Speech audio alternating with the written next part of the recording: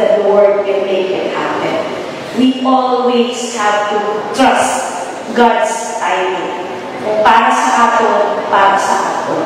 Kung hindi pa panahon, hindi na ihatag pa sa aton. But the service of the government will continue regardless of our political affiliation. So, iba din yung reward.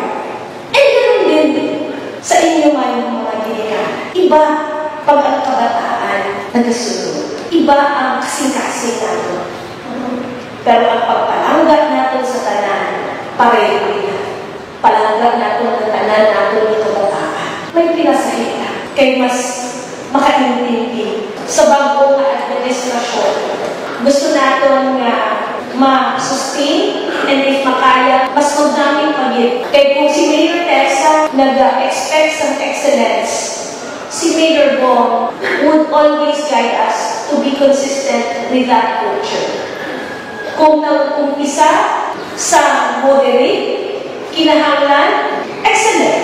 Karon kung excellent na, kinahanglan, padayon ang excellence.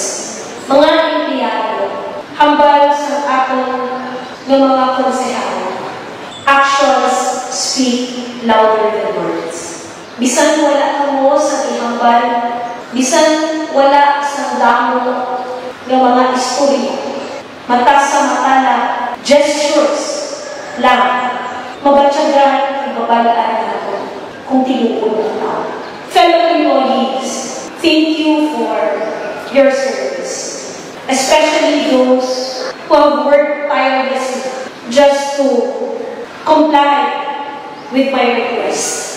Salamat. You know who you are.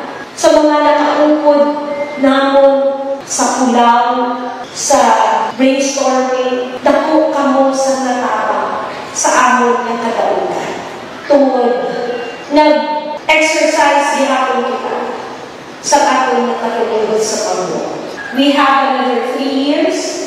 Ang direksyon, pareho lang. Development, progress. That's the direction of the new administration. But the kind of governance or leadership and management, posible, iba. But what matters most is our direction towards progress. Mayor Bong Constantino is also faithful to all of you. Salamat sa inyong suporta sa akong lideran. Ang akong tatay, gina-review niya ang resulta hambal niya sa ako. Bisan pa man ang tulog sa barangay, wala nagsunod sa panawagan. Kung tanawan mo man ang boto, wala nang tayo kami kalaban, pero binigyan niya silbing pagpalangga sa malulog sa liderado ni Mayor. Mga empleyado, ipaabot man sa inyong pamilya ang pagpasalamat sa pamilya Constantino sa inyo. Sa sunod sa 3 katuig na umaabot, damo sa mga trabaho na kung anong kadamo ang project sa siyang katuig, madamo ang hapon sa mga proyekto ang paabot. Your Mayor Tessa, who will be the Vice Mayor of this municipality, will continue to aspire for more projects in support of the administration. Bring that service with a happy heart mantra, malipayon ng pananalisyon. Malipayon kanunay ng pananalisyon.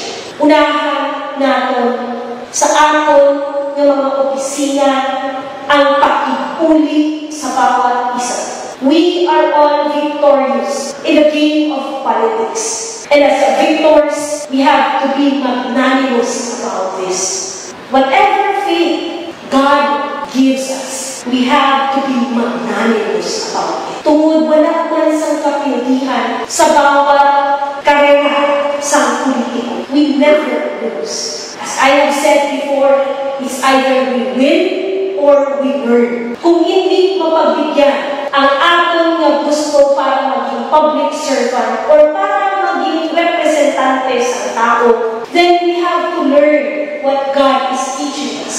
Kag sa mga nagdao, then God expects us to glorify His name. So either we win or we learn. And whatever learnings or winnings we gain, we will continue to malumon is the victor of us all.